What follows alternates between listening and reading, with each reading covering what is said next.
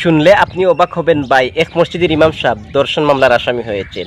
ধর্ষণ মামলায় তিনি জেলও খেটেছেন, আর তার বাড়িঘর কি করা হয়েছে, পুড়িয়ে দেওয়া হয়েছে। কিন্তু কি হলো, আদালতের নির্দেশনায় যখন ডিএনএ টেস্ট করা হলো, তখন জানা গেল এই ধর্ষণকারী যে মেয়ে ধর্ষিতা হয়েছে তার আপন ভাই তাকে ধর্ষণ করেছে। আস্তাগফিরুল্লাহ। এই বিষয়ে আরো বিস্তারিত জানতে একটি প্রতিবেদন দেখুন।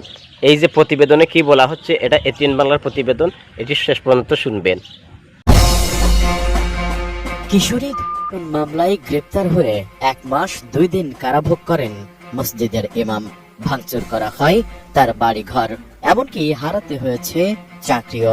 ব্যক্তিগত, পারিবারিক ও সামাজিকভাবে চরম অপমানের মুখোমুখি হতে হয়েছে মজলুম এই ইমামকে। কারণ ডিএনএ পরীক্ষায় বের হয় ইমাম নয়, কিশোরীর গর্ভের সন্তানের বাবা তারই আপন বড় ভাই। এখন কি করবেন নির্দোষ এই ইমাম? ঘটনাটি ফেনীর সীমান্তবর্তী উপজেলা পরশুরামের।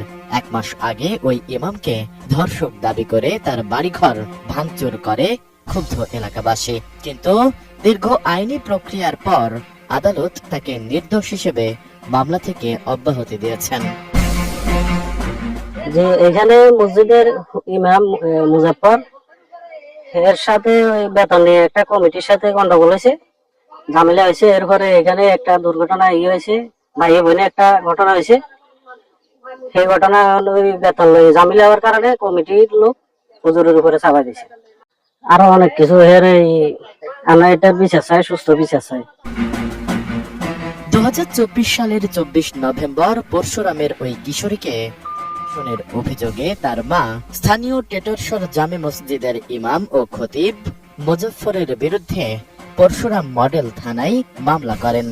এর 2 দিন পর ওই ইমামকে গ্রেপ্তার করা হয়। এরই মধ্যে সন্তান প্রসব করেছে স্থানীয় মক্তবে অধ্যয়নরত ওই শিক্ষার্থী। তাই সন্তানের পিতার পরিচয় নিশ্চিত করতে ডিএনএ পরীক্ষার উদ্যোগ নেন মামলার তদন্তকারী কর্মকর্তা। এটা নিয়ে তারা এর ভিতরে রাজনৈতিক ঢুকাইলেছেন, নেতা করে ঢুকাইলেছেন। না কইলে তো কথা একটা, না কইলে আরেকটা আইয়ে না।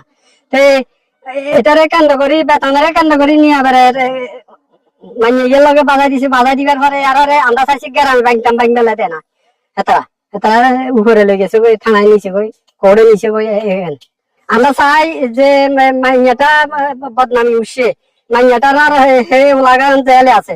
এটা এগুলো সর্বোচ্চ বিচারক আর এখলা দে এই হুজুর দে সর্বহারা হয়ে গেছে, মানে ফতের বিক্ষু হয়ে গেছে। গ্রামিয়ালা যারা করছে যারা করে এরা কে সাহায্য ধারে হাওলাতে দি ভাই ভিডিও ভাই আসল কত ভিডিও ভাই জানি তো বেশি গেছে। তারপরেও দেনা শেষ হয় না। ডিএনএ পরীক্ষায় বেরিয়ে আসে চাঞ্চল্যকর তথ্য। মসজিদের ইমাম মুজাফফর আহমেদ এই সন্তানের পিতা নন। কিশোরীর আপন বড় ভাই মোর্শেদের সঙ্গে তার সন্তানের 99.99% মিল রয়েছে। পরে কিশোরীকে ব্যাপক জিজ্ঞাসাবাদ করলে এক পর্যায়ে ওই কিশোরী তার আপন বড় ভাই মোর্শেদ লাগাতার তাকে করেছে বলে স্বীকারোক্তি দেয়। এর প্রেক্ষিতে 2025 সালের 19 মে মেয়েটির বড় ভাই মোর্শেদকে গ্রেপ্তার করে আদালতে পাঠায় পুলিশ। আপন বোনকে ধর্ষণের কথা স্বীকার করে 20 মে আদালতে 164 ধারায় জবানবন্দি প্রদান করেন মোর্শেদ। যে আমার ঘটনার উৎপত্তি হচ্ছে, আপনারা দেখতেছেন আমার ডান পাশে হচ্ছে মসজিদ, ওই উত্তর টেটেশ্বর জামে মসজিদ, এবং বাম পাশে হচ্ছে ওইটা হচ্ছে মক্তব। এই মক্তবকে কেন্দ্র করে ওই ভিকটিম মামলাটা করে আমি নাকি এই মক্তবের ভিতরে তাকে বারবার করি এবং কি তারপর সে গর্ভবতী হয়ে যায়। এই মক্তবটাকে কেন্দ্র করে আমার নামে মিথ্যা মামলা সাজিয়ে দিই। এদিকে ধর্ষণ না করেও এ ধরনের একটি গর্হিত কাজে নিজের নাম জড়িয়ে সব দিক থেকে ক্ষতিগ্রস্ত করায় এর সঠিক বিচার ও ক্ষতিপূরণ চাইলেন মুজাফফর আহমেদ ও তার পরিবার।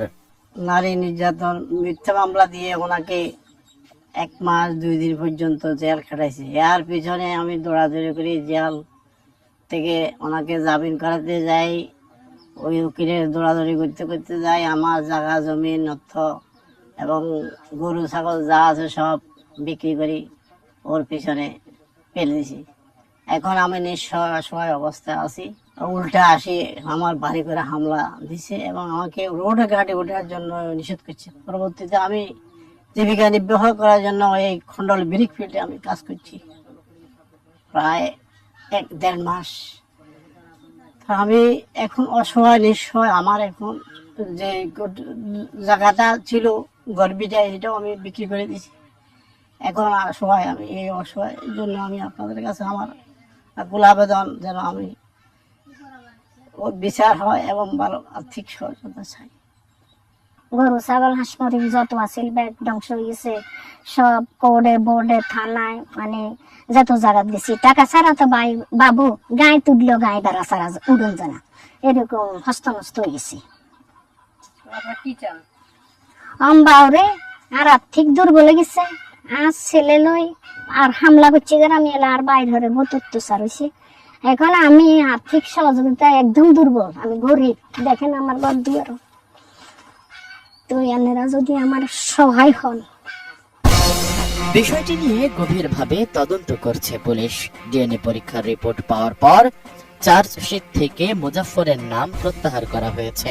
নিরপরাধ একজন ইমামকে ফাঁসানোর ঘটনায় এই পুলিশ কর্মকর্তা বলেন, এ ধরনের ঘটনায় সমাজে নেতিবাচক প্রভাব পড়ে। যে 2024 সালের একটা ঘটনাকে ঘিরে এই থানায় একটা মামলা হয়েছিল। সেটা মামলা নাম্বার হলো 9, তারিখ হলো 24/11/2024।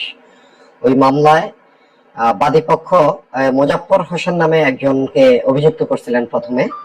ওই অভিযোগের প্রেক্ষিতে যে মামলার যে প্রথম তদন্তকারী অফিসার, তিনি এই অভিযুক্তকে গ্রেপ্তারপূর্বক বিজ্ঞ আদালতে সোপর্দ করেন। অতঃপর বিজ্ঞ আদালতের অনুমতি নিয়ে তাদের ডিএনএ প্রোফাইল স্যাম্পল সংরক্ষণ করা হয়। আর এর পরবর্তীতে ভিকটিমের যে ভূমিষ্ঠ হওয়া শিশু সন্তানের সাথে এই অভিযুক্তের ডিএনএ ম্যাচ করানোর পরে এটা পাওয়া যায়নি। তথাপি ওই যে ভিকটিমকে আবার পুনরায় জিজ্ঞাসাবাদে তার প্রকৃত যে অপরাধী, তার আপন ভাই মোর্শেদ নামে একজনের নাম পাওয়া গিয়েছিল।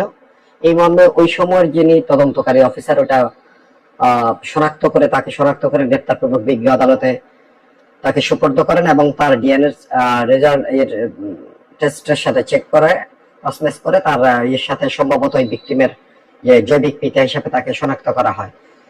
সর্বশেষ অভিযুক্ত এজাহার নামে যে অভিযুক্ত মুজাফফর হোসেন, তাকে নট সেন্ট আপ করে আর এই ভিকটিমের আপন ভাই মোর্শেদ পিতা চান মিয়া, গ্রাম হলো উত্তর টাটেশ্বর, তার বিরুদ্ধে পুলিশ বিজ্ঞ আদালতে অভিযোগপত্র দাখিল করেন।